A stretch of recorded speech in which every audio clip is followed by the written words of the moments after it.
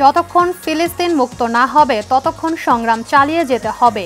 দেশে ফিরে বললেন শহীদুল আলম, সরকার ও দেশবাসীর প্রতি কৃতজ্ঞতা। ওয়ার্ল্ড ফুড ফোরামের ফ্ল্যাগশিপ ইভেন্টে অংশ নিতে কাল ইতালি যাচ্ছেন প্রধান উপদেষ্টা, যোগ দেবেন উচ্চ পর্যায়ের কয়েকটি দ্বিপক্ষীয় বৈঠকেও। এবং ধ্বংসপ্রায় গাজা শহরে ফিরেছেন ফিলিস্তিনিরা, প্রস্তুত জাতিসংঘের ৬,০০০ ত্রাণ ট্রাক। ইসরায়েলি জিম্মি মুক্তির সোমবার, জানালেন ট্রাম্প।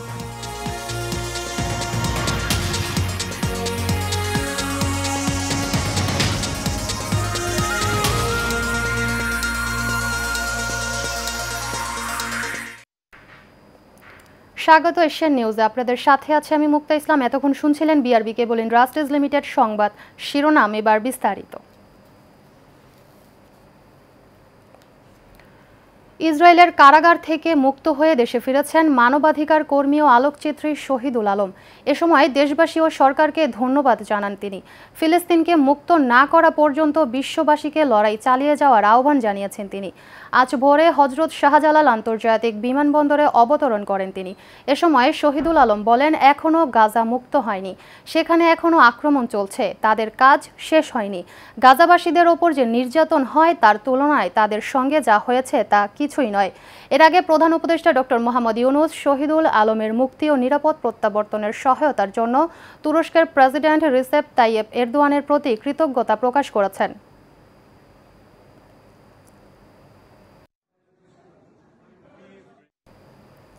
ওয়ার্ল্ড ফুড ফোরামের ফ্ল্যাগশিপ ইভেন্টে যোগ দিতে আগামীকাল ইতালি রোম সফরে যাচ্ছেন প্রধান উপদেষ্টা অধ্যাপক মোহাম্মদ ইউনূস। বুধবার রাজধানীর বেইলি রোডে ফরেন সার্ভিস একাডেমিতে এক ব্রিফিংয়ে প্রধান উপদেষ্টার প্রেস সচিব শফিকুল আলম এ তথ্য জানান। তিনি বলেন, প্রধান উপদেষ্টা ১২ই অক্টোবর রোম সফরে যাচ্ছেন। সেখানে ওয়ার্ল্ড ফুড ফোরামের গ্লোবাল মিটিং হবে। তিনি সেখানে আমন্ত্রিত অতিথি হিসাবে যোগ দেবেন এবং বক্তব্য দেবেন। প্রেস সচিব আরও জানান, প্রধান উপদেষ্টা এই সম্মেলনের ফাঁকে উচ্চ পর্যায়ের ব্যক্তিবর্গের সঙ্গে দ্বিপক্ষীয় বৈঠকে অংশ নেবেন। এসব বৈঠকে খাদ্য নিরাপত্তা, দারিদ্র্য নিরসন এবং টেকসই উন্নয়ন সহ নানা বৈশ্বিক ইস্যু নিয়ে আলোচনা হওয়ার কথা রয়েছে। দীর্ঘ সময় পর অনুষ্ঠিত হতে যাচ্ছে রাকসু ও চাকসু নির্বাচন, তাই প্রচারণায় ব্যস্ত সময় পার করছেন প্রার্থীরা। শিক্ষার্থীদের হাতে তুলে দিচ্ছেন নানা ধরনের আকর্ষণীয় লিফলেট, জানাচ্ছেন নিজেদের ইশতেহার। কয়েকদিন ধরে ক্যাম্পাসের একাডেমিক ভবনের সামনে, চায়ের দোকান, রাস্তায় ও হলে চলছে নির্বাচনী প্রচারণা। এমনকি বন্ধের দিনেও দুটি ক্যাম্পাসে ব্যাপক প্রচারণা চালিয়েছেন বিভিন্ন পদের প্রার্থীরা। রাজশাহী ও চট্টগ্রাম বিশ্ববিদ্যালয়ে শুক্রবার জুমার নামাজ শেষে নির্বাচনের প্রচারপত্র বিলির মাধ্যমে প্রচারে নামেন নির্বাচনের বিভিন্ন প্যানেলের স্বতন্ত্র প্রার্থীরা। বিকেল থেকে পুরো দমে আবাসিক হল ও ক্যাম্পাস সংলগ্ন এলাকায় প্রচার চালানো হয়। ৩ বার পিছিয়ে ১৬ই অক্টোবর অনুষ্ঠিত হবে রাকসু হল সংসদ ও সিনেট ছাত্র প্রতিনিধি নির্বাচন। আর ৩৫ বছর পর আগামী ১৫ই অক্টোবর অনুষ্ঠিত হবে চাকসু নির্বাচনের ভোট গ্রহণ। নোয়াখালীর কোম্পানিগঞ্জে বিএনপির নেতাকর্মীদের সাথে মত বিনিময় সভা করেছেন জেলা বিএনপির আহ্বায়ক কমিটির সাবেক সদস্য ও বিএনপির মনোনয়ন প্রত্যাশী ফখরুল ইসলাম। এ সময় তিনি বিএনপির ভারপ্রাপ্ত চেয়ারম্যান তারেক রহমানের ৩১ দফা নিয়ে মত বিনিময় করেন। এর আগে শুক্রবার সন্ধ্যায় কোম্পানিগঞ্জ উপজেলার মুসাপুর বাংলা বাজারে গণসংযোগের পরে রামপুরা ইউনিয়নের বামনী বাজারে ইউনিয়ন বিএনপির অফিসে নেতাকর্মীদের সাথে মত বিনিময় সভা করেন তিনি। এ সময় কোম্পানিগঞ্জ উপজেলা বিএনপির অঙ্গ সহযোগী সংগঠনের নেতাকর্মীরা উপস্থিত ছিলেন।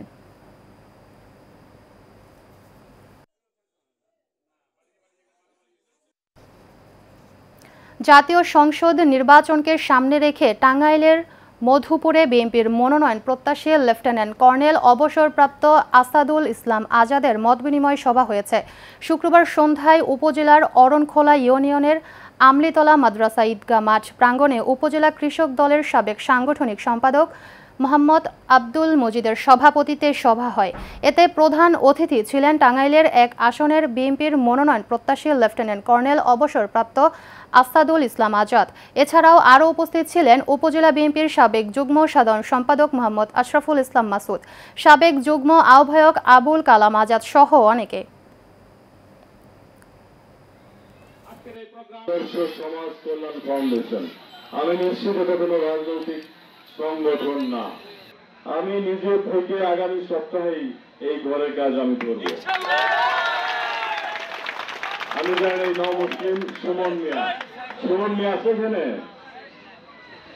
যাই এখানে উপস্থিত নাই, নিশ্চয়ই ওই দিন তাকেও উপস্থিত করা যাবে, তা আমরা নিজে আসবো করব। জাতীয় সংসদ নির্বাচনকে সামনে রেখে দলীয় কর্মসূচির অংশ হিসেবে বিএনপির প্রচারণায় লিফলেট বিতরণ করেছেন চট্টগ্রামের লোহাগাড়া উপজেলা বিএনপির নেতৃবৃন্দরা।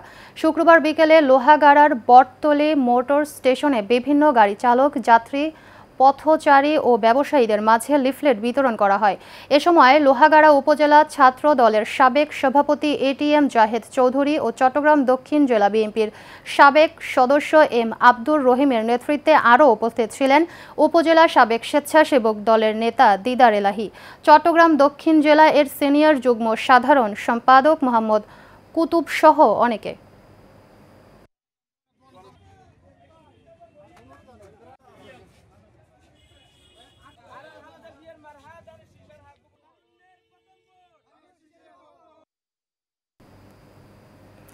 শেষ করব এশিয়ান নিউজ, তার আগে শরতের কাশফুলের খবর।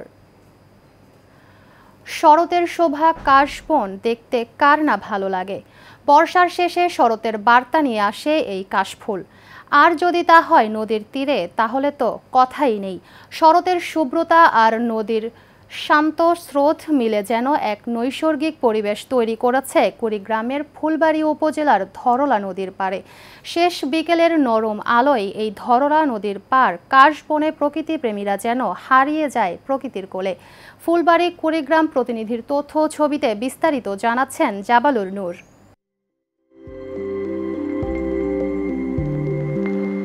যে সাদা দেখি ওই বকের পাখাতে, সে রং চাই ওকে আকাশে মাখাতে।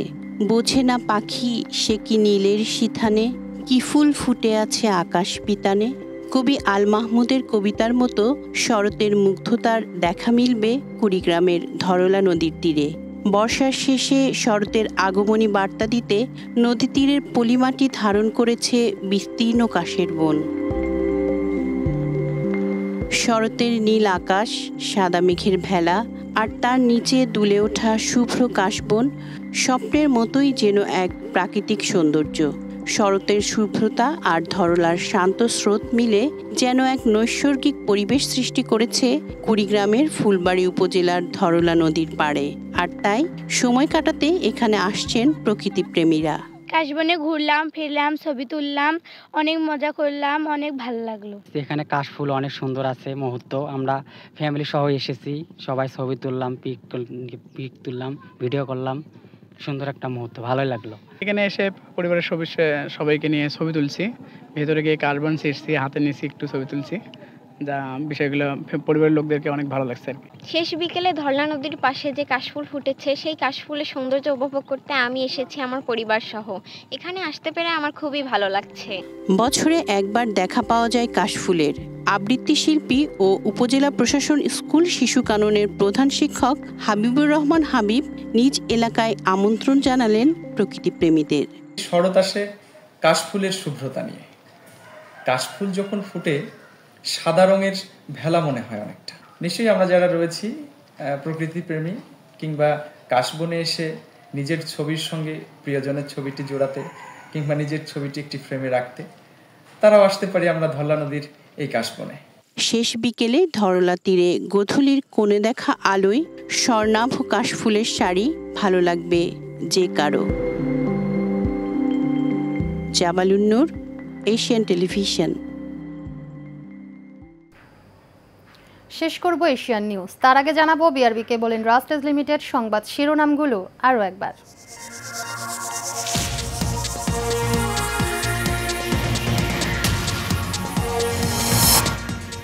যতক্ষণ ফিলিস্তিন মুক্ত না হবে ততক্ষণ সংগ্রাম চালিয়ে যেতে হবে, দেশে ফিরে বললেন শহীদুল আলম। সরকার ও দেশবাসীর প্রতি কৃতজ্ঞতা।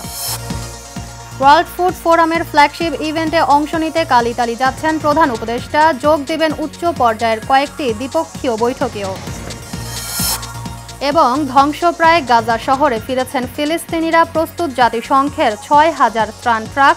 ইসরায়েলি জিম্মি মুক্তি সোমবার, জানালেন ট্রাম্প। এশিয়ান নিউজ এই পর্যন্তই। পরবর্তী সংবাদ দেখার আমন্ত্রণ রইল। আল্লাহ হাফেজ।